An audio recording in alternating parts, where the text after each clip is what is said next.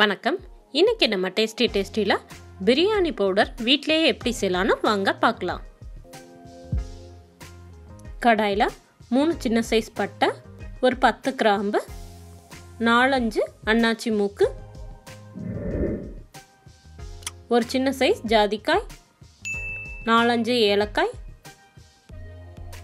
கொஞ்சம் கல்பாசி, 1 டீஸ்பூன் மிளகு ஆட் பண்ணிக்கலாம், 1 டீஸ்பூன் சோம்பு, 1 டீஸ்பூன் ஜீரகம் ஆட் பண்ணிக்கலாம், 4-5 பிரிஞ்சி இலைகளை ஆட் பண்ணிக்கலாம், 4 டேபிள் ஸ்பூன் தனியா எடுத்திருக்கேன், இதையும் ஆட் பண்ணிக்கலாம், ஒரு 10 வரமிளகா ஆட் பண்ணுறேன். நீங்கள் காரத்துக்கு தகுந்த மாதிரி ஆட் பண்ணிக்கோங்க. எல்லாத்தையுமே மீடியம் ஃப்ளேமில் நல்லா பொன்னிறம் ஆகிற வரைக்கும் வறுத்தெடுத்துக்கோங்க. நான் மசாலா பொருட்களோட குவான்டிட்டி கொஞ்சமாக தான் எடுத்திருக்கேன். இந்த குவான்டிட்டி ஒரு 4-5 தடவை பிரியாணி செய்கிறதுக்கு வருங்க. ரொம்ப நம்ம பிரியாணி பவுடரை மொத்தமாகவே செஞ்சு ஸ்டோர் பண்ணி வச்சிட்டோன்னா அந்த பிரியாணி மசாலாவில் இருக்க ஸ்மெல் போயிடும். அப்பப்போ நம்ம செஞ்சு நம்ம பிரியாணி செஞ்சோன்னா பிரியாணியும் சூப்பராக இருக்கும், பிரியாணியோட ஸ்மெல்லும் செம்மையாக இருக்குங்க.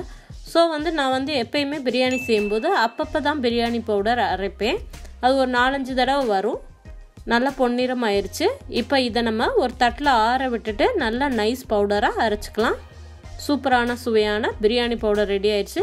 நீங்களும் வீட்டில் செஞ்சு பார்த்துட்டு எப்படி இருக்குன்னு கமெண்ட் பண்ணுங்கள், லைக் பண்ணுங்கள். அப்படியே நம்மளுடைய டேஸ்டி சேனலுக்கு சப்ஸ்கிரைப் பண்ணுங்கள். நன்றி.